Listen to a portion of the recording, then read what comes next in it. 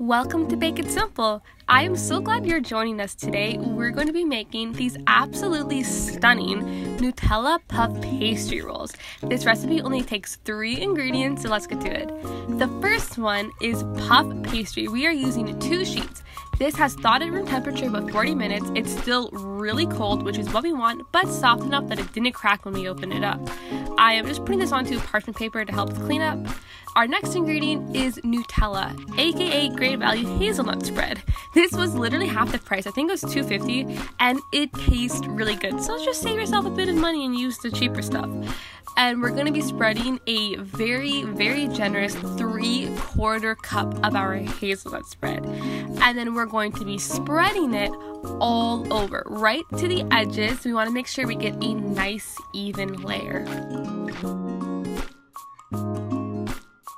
Now we are going to be placing our second sheet of puff pastry over top of this. So make sure you get corner to corner just to make sure it all lines up, and then very gently press it down. We are going to be making 6 rolls, so I like to cut it in half and then cut each half into 3 pieces. This just makes it really easy to get it even. They end up being about 1.5 inches wide. So now we're going to take our strips and cut it in half practically the whole way through, and then we're going to twist it up all the way to the very end, and then we're going to take our twist and roll it up, and this is going to create a really beautiful knot. Now take your one end and just tuck it under, and we're going to repeat this with the rest of the dough. Now that all our rolls are rolled up, we are going to be placing each of them onto our parchment-lined baking tray. Something to remember is that when you're baking, it requires a lot of patience. So whenever I make puff pastry desserts, I never just let the dough come to room temperature.